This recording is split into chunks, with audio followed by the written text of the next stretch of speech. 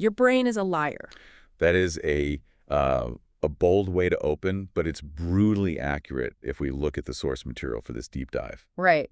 We all wake up thinking we're in charge, that we're consciously making all these decisions. Absolutely. Whether it's, to finally go to the gym or start that big project or eat healthy, we feel like we're the ones driving. But that feeling of control, the data suggests it's mostly an illusion. We have all these good intentions, but then you look up and realize, oh, I've just been scrolling for an hour. Or stressing about the same old things. You get stuck in that same emotional loop from last week, last month, last year. And the sources really explain why that happens. They do.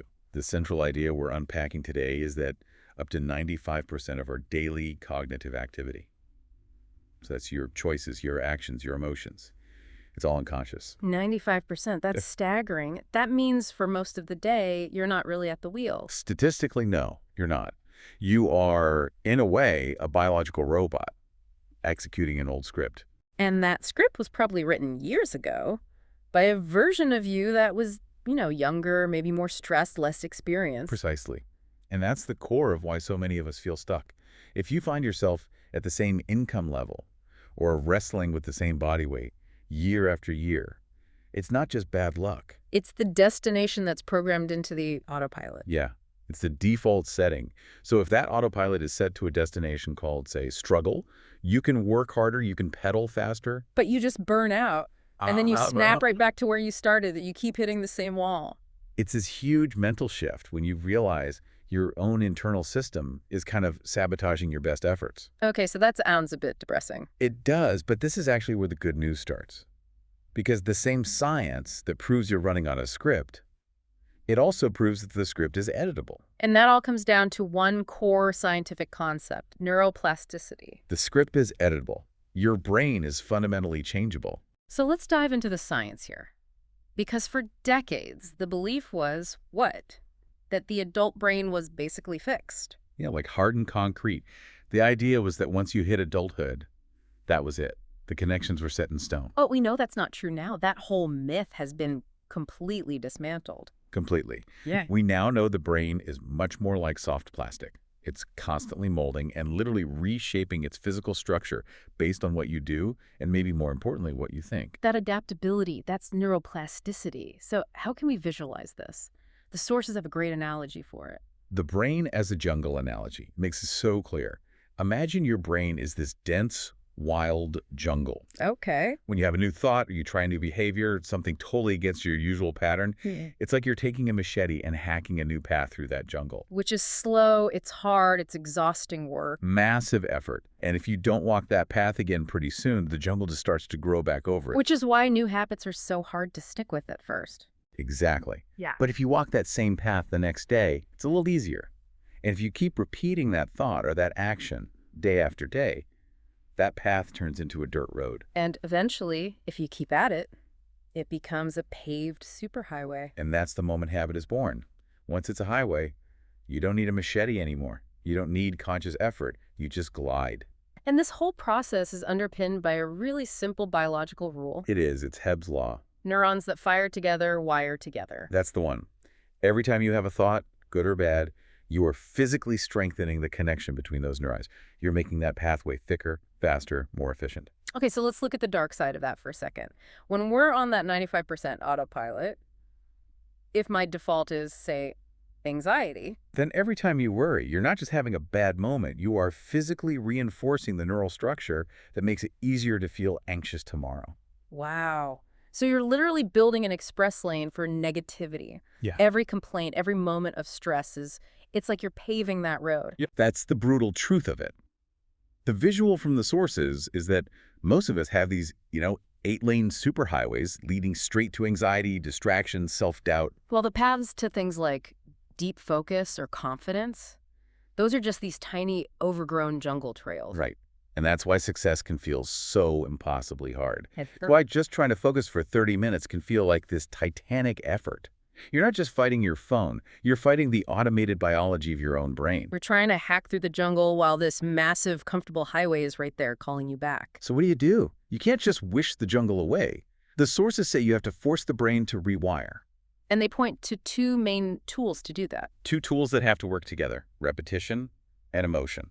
Let's start with emotion, because Yeah. this seems to be the secret key, the part that so many people miss when they just try to, think positive. It's everything. Because the subconscious mind, that 95%, it doesn't understand logic. Hmm. It doesn't do spreadsheets. It only understands one language, feeling, which is exactly why traditional affirmations often fail. You can stand in the mirror and say, I am rich, 1,000 times. But if you feel poor while you're saying it, The subconscious rejects it. It sees the mismatch. It says, the words don't match the feeling, data rejected. You actually end up reinforcing the feeling of being a liar. so how do we get around that? How do you speak to that emotional command center? You have to generate the feeling first. To build a new neural pathway, you can't just think about your future success. You have to vividly feel the emotion of that success, as if it has already happened. So it's not just seeing a mental movie of you getting the promotion. No, it's feeling that rush of relief, the deep, genuine gratitude, the excitement in your body. And when you do that, when you generate that intense emotion, something incredible happens biologically. Your brain produces the exact same chemicals as if the event were actually happening. It can't Right. tell the difference between a vividly imagined, emotionally charged event and a real one. That is the ultimate brain hack. You're tricking your brain into thinking the goal is already achieved, so it floods you with positive chemicals. And the brain's reaction is, whoa, this is real. This is important. We need to build a super highway for this right now. So emotion is the asphalt for the new road. And repetition is the traffic that keeps the road open. That brings us to the second tool. The mental gym. You can't go once and expect to be fit for life. It's the same principle. Mental conditioning requires that daily compound effort. And that consistency is what leads us to the most practical part of this deep dive, what the sources call the mental rehearsal protocol. Let's get into the rules for this because they're very specific, especially about the timing. Rule number 1, it must be done every single morning. And rule number 2 is the non-negotiable one. You have to do it before you check your phone, before email, before the news, before you let the world's chaos into your mind. That's the golden rule. You have to protect that first part of your day. Okay, the sources say 10 minutes, but No. I have to be honest, for a lot of people listening, that's a huge ask. That's the time you're, rushing to get kids ready or get out the door. Is a shorter version still effective, say 3 minutes? That's a great question, a really practical one. The sources do emphasize 10 minutes because that seems to be the time it takes to really saturate the brain with that new emotional state. But They also say that 3 minutes of intense, genuine feeling is infinitely better than 10 minutes of just passively thinking about your goals. The intensity of the emotion is the most important variable. good to know. So if we carve out that time, the action itself it's not just thinking. No, it's active. You're not making a to-do list. You are stepping into the movie of your life and living it. You see yourself handling that tough conversation with confidence. You feel the deep focus as you do your work. You see the numbers in the bank account. And you have to crank up the sensory detail to make it real for the brain. All the way up. Feel the texture of the chair you're sitting on in your future office. Smell the coffee. Feel the firm handshake. You want to make it so visceral, so real. That when you open your eyes, you're almost surprised to be back in the present. That's the goal. That little jolt of, wait, I was just there. That's when you know you're doing it right. Okay, so we're tricking the brain into building this new highway. But what's the immediate practical payoff of doing this right at the start of the day? What does it activate? Scientifically, you're priming your reticular activating system, or RAS. The brain's filter. Exactly. The RAS is this bundle of nerves that filters the millions of bits of data your brain gets every second. It decides what's important enough to let through to your conscious mind. It's like when you buy a new car and suddenly you see that same car everywhere. Perfect example. They were always there, but your RAS wasn't tuned to notice them.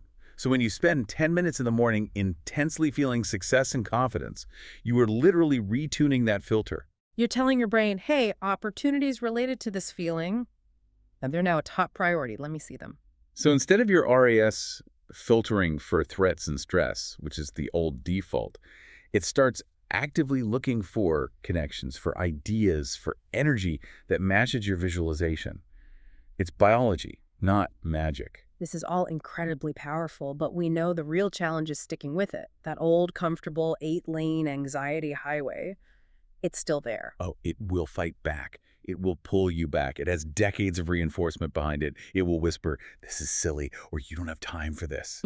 So that moment when you catch yourself slipping back onto that old road, That's the critical point of intervention. And you have to use a physical circuit breaker. The sources are very clear on this. What does that mean? You have to physically and audibly interrupt the pattern. Say, stop out loud, snap your fingers, clap your hands, something physical to break the automatic chain of thought. That gives your conscious mind a window to take back control. And in that window, you immediately reinforce the new path. Take just 30 seconds right there and force your brain back to the visualization. Feel the emotion you want to feel. You have to be an active guard at the gate of your mind. That forced redirection, it sounds really uncomfortable. It will be.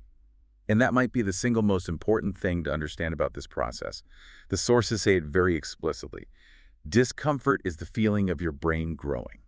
Discomfort is the feeling of old connections breaking and new ones forming. Exactly. If you're trying to change and you feel completely comfortable, you're not changing. You're just walking down the same old highway. You have to commit to the discomfort. That discomfort means the 95% is losing its grip. That's the feeling of victory. So, to bring this all together for you, the listener, the big shift here is understanding that, yes, 95% of your life might be running on an old, unconscious script. But we have the science, we have the tools, neuroplasticity, Hebb's law, emotion, repetition, to become the editor of that script. Your mind is this incredibly powerful tool, but if you don't intentionally direct it, it will just default to whatever is easiest, whatever is most reinforced, whether that serves you or not. So commit to the protocol, commit to the 10 minutes, commit to the emotion, and lean into that discomfort. That's how the new superhighway gets built. So a final thought for you to take away from this deep dive. If your current emotional state, your stress, your anxiety, whatever it is just the result of old, reinforced highways, then what's one small, immediate feeling you can commit to generating right now, even for just 60 seconds? Maybe it's a flash of pride for something you did today, or a moment of deep gratitude. Just start by paving one tiny patch of a new road with one intentional feeling and see where that commitment takes you.